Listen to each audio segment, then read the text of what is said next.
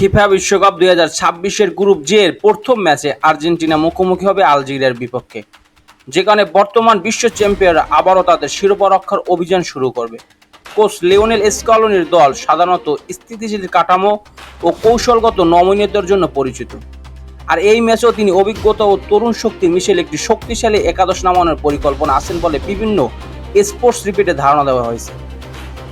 সম্ভাব্য স্টার্টিং একাদশে গোলপোস্টে থাকবেন এমিলিনো মার্টিনেজ, ডিফেন্স লাইনে Nahuel মরিনা, Cristian Romero, Nicolas Otamendi এবং লিসান্দ্রো মার্টিনেজ। মিডফিল্ডে রদ্রিগো ডি পল, এনজো ফার্নান্দেস এবং অ্যালেক্সিস ম্যাক এলিস্টার প্রায় নিশ্চিত স্টার্টার হিসেবে ধরা হচ্ছে।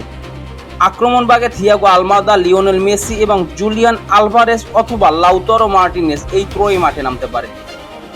স্কলোনির মূল ফরমেশন সাধারণত 4-3-3, যা পরিস্থিতি অনুযায়ী 4-2-3-1 বা হাইব্রিড কাঠামোতে রূপ নিতে পারে।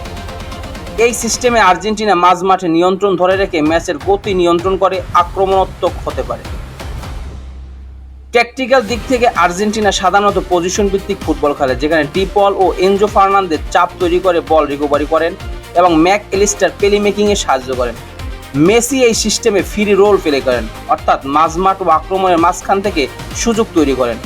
ফুল ব্যাকরা মলিনা ও অন্য পাশে লেফট ব্যাক আক্রমণে উঠে গিয়ে ওয়েটস তৈরি করেন, যা আলভারেজ বা লাউতারোর জন্য স্পেস তৈরি করে।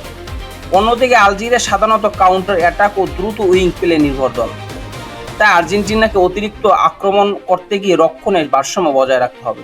বিশেষ করে ম্যাচের শুরুতেই গোল না খাওয়াটা স্কলোনির জন্য বড় কৌশলগত অগ্রাধিকার হতে পারে।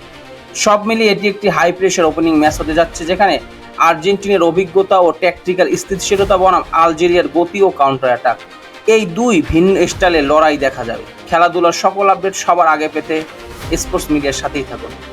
পেজটি ফলো দেবেন, চ্যানেলটি সাবস্ক্রাইব করতে ভুলবেন না। ধন্যবাদ সবাই।